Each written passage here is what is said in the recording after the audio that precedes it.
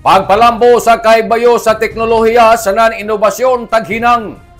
Tinguha ni Provincial Governor Lyndon Barbers nga mahatagan ng dugang kaybayo ang mga empleyado sa Kapitolyo kabahin sa ICT project para sa mas paspas sanan moderno na serbisyong nga publiko.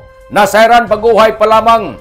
Nagbalamposon ang tagpahigadyo ng Provincial Government Unit ng Surigao del Norte. Pinaagi sa Provincial ICT Office Konpikto ubo sa pagdumaya ni Miss Grisela Mante ang serye sa mga kaliyukan ubo sa Digital Capital Project Development Innovative Government through Information Technology and Literacy niadtong Oktubre 1 hangtod sa 2 ning tuig 2025 didto sa may provincial capital ning Dakbayan sa Surigao. Ang serye sa kaliyukan nagalangkob sa mga mosunod ang Basic Canva Tutorial Workshop nga diin kapin sa 60 ka mga partisipante ang naka-explore sa basic hangtod advanced AI tools sa Canva na naghatag ng praktikal na kahana sa pagdisenyo para mapalambo ang komunikasyon, advokasya sa serbisyong publiko. Diin una nini ang Cybersecurity Awareness Session tagtutukan ang kaminungdanon sa proyekto sa datos sa tagbansay ang mga pamaagi para malikayan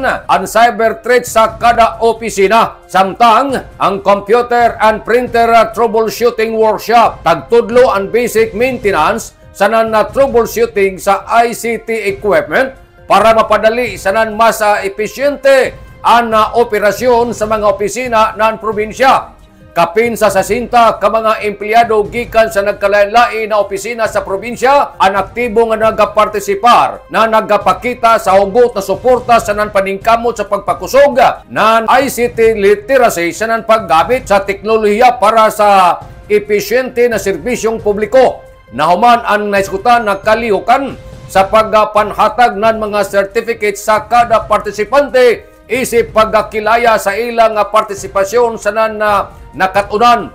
Ini nagkaliyukan nagsuporta sa agenda ni Governor Lyndon Barbers sa digital transformation na nagsubay sa E-Governance Act para masiguro na ang Surigao del Norte pasingod sa isa ka mas maalamon, inklusibo sa non-citizens-centered na pagpanggobyerno. Laong ni Governor Barbers, congratulations sa salamat sa tanang partisipante. Nagpakita na pagpakabana sa kadasig sa padadyon na pagkaton sa pagpalambo. Padadyon ta sa pag-iswag sa teknolohiya para sa mas ligon, mas epesyente sa mas maradaw na serbisyong publiko para sa tanang Surigaonon.